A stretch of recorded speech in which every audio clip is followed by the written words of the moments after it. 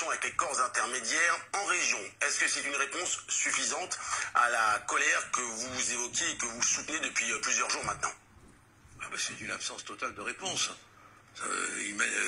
Il maintient les taxes et surtout il ne comprend pas que le peuple de France, dans son aspect presque inidentifié, est à bout, est épuisé. Il faudrait vraiment qu'il y ait un travail considérable de la part des hommes politiques, de la part des journalistes aussi, pour que le peuple retrouve le chemin de la confiance entre la politique, entre le monde des médias, et c'est pas le cas. Moi je vous écoutais tout à l'heure, vraiment, vous n'incitez pas à manifester, vous, c'est le moins qu'on puisse dire.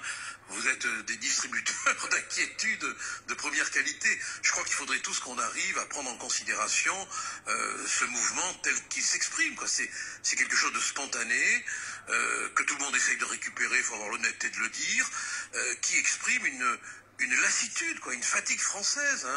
C'est la première fois qu'on voit s'exprimer une telle désespérance, et il faut en tenir compte.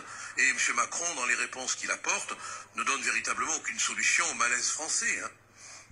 Alors Gilbert Collin, effectivement, nous n'incitons pas à manifester parce que ce n'est pas notre travail, mais concrètement, non, mais par rapport à la manifestation... Non, mais ce n'est pas votre travail non plus de décourager les gens d'aller manifester. Nous ne décourageons pas, nous donnons moi je vous ai les faits. jamais entendu tenir de tels propos lors des autres manifestations. Mais les gens, vous savez, si vous croyez que les gilets jaunes ou ceux qui n'ont pas de gilet ne s'en rendent pas compte, vous vous trompez. On vous écoute on peut compter effectivement pour le Rassemblement national pour souffler sur les braises. Ce qui est important. Mais dites donc, mais de quel droit vous permettez? Non, mais moi je ne discute pas avec un homme qui fait de la politique. Restez à votre place, monsieur. Vous n'êtes pas un militant. Vous n'êtes pas un militant. Non, vous n'êtes pas à votre place. Vous êtes un propagandiste. Vous n'êtes pas à votre place, monsieur. Je suis désolé, quand vous dites que le Rassemblement national souffle sur les braises, vous vous comportez en homme malhonnête. Nous vous laissons. Merci beaucoup.